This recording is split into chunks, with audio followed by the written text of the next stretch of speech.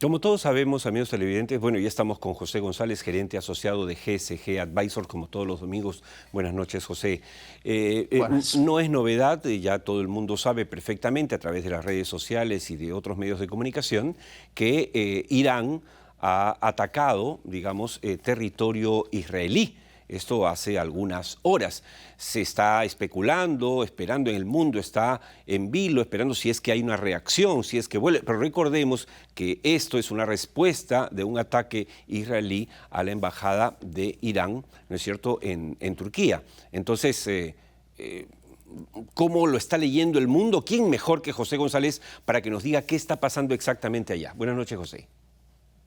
Buenas noches, Oscar. El mundo, mira, entre alarmado y aliviado, una mezcla singular de cosas. Subrayan todos los medios internacionales norteamericanos que es la primera vez que Irán ataca a Israel en suelo israelí en una guerra soterrada, que se ha luchado, como se dice, por proxies, Hezbollah, Hamas y los aliados de Israel. Se abre la guerra. Sin embargo, este ataque en el que Irán ataca a Israel con 170 drones, 150 misiles, parece que todos han estado calibrados para no causar mayores daños. El 99% de los drones y los misiles fueron detenidos por el escudo misilístico, a su vez, israelí, con tecnología norteamericana. Una niña muerta por las esquirlas de uno de los escudos de los misiles que destruyan a los misiles, y daños menores a una base aérea que es de donde salió el avión que bombardeó el consulado de Irán en Siria. Para terminar, la respuesta inicial: ¿por qué hay alarma pero hay calma? Porque en las relaciones internacionales, Oscar, particularmente en lo que es conflictos y guerras, hay reglas muy establecidas, como el ajedrez. Entonces, hay un ataque inicial que es el de Israel a Irán en el consulado de Damasco en Siria. Mueren 7 personas, entre ellos 3 generales de la Guardia Republicana iraní.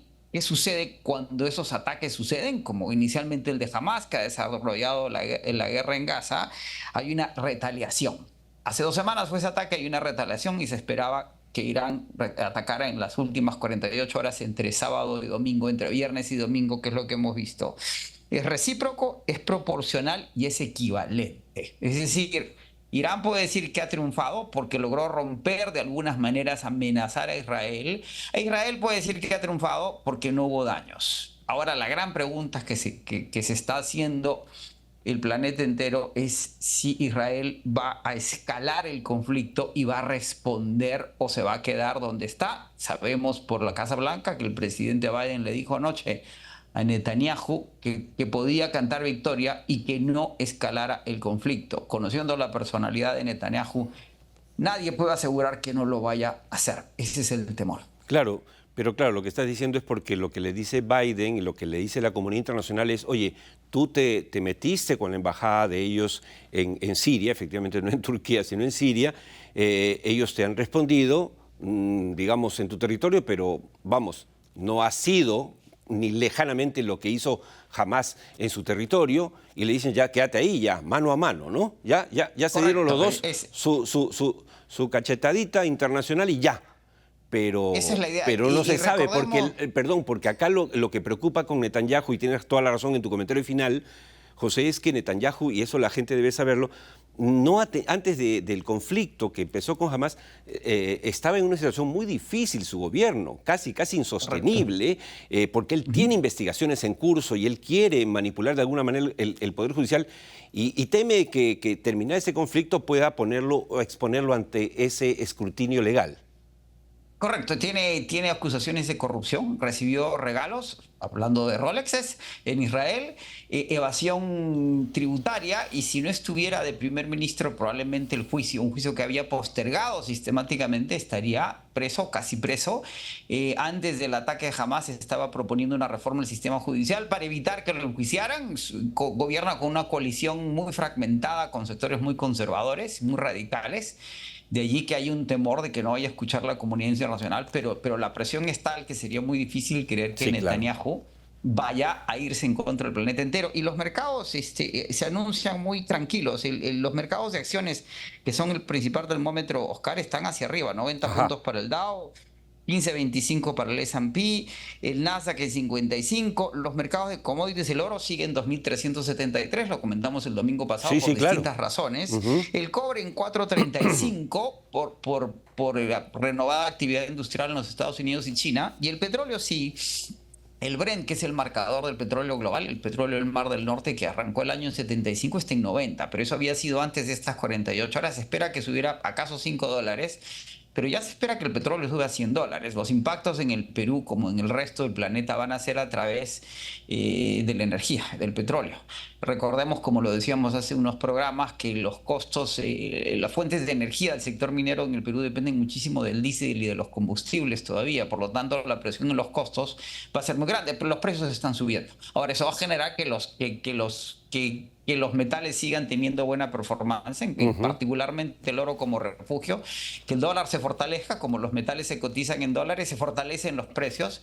Sin embargo, un precio del oro que siga subiendo, y hay quien habla que va a superar los 2.500, que es la próxima barrera, y de ahí podría aspirar los 3.000. Es que en el Perú el oro ilegal es muy grande, y mientras más se cotice el oro, más la tendencia a mantener la minería legal. Sí, pero definitivamente, antes de terminar, José, entonces, todo apunta a que además Perú debería explotar al máximo su potencial petrolero, es decir, incentivar la inversión petrolera. Aquí es una llamada al ministro de Energía y Minas, nuestro amigo Rómulo Mucho. Hay algunos decretos que tienen que firmarse. Hay una empresa, Upland Oil and Gas, por ejemplo, que ya fue adjudicada para un lote y que no sale el decreto. O sea, hay que correr, hay que correr. Correcto. Igual que el tema de la refinería, que es una refinería, la de Talara, digo, muy importante, y hay que repararla cuanto antes, porque ahorita está suspendida temporalmente por una reparación, porque es un negocio.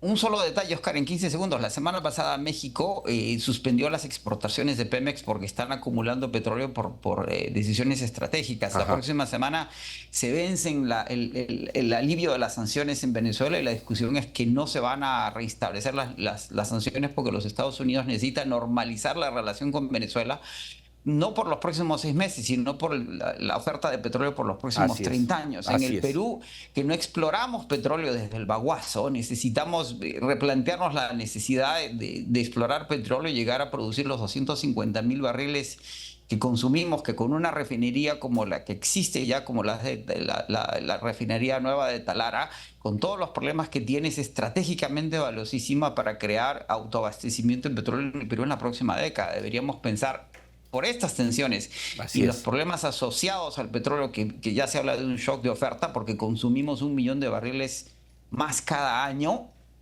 y no hay petróleo en el planeta. Exacto. Gracias, José. Como siempre, muy claro. Muchas gracias. Hasta el próximo domingo.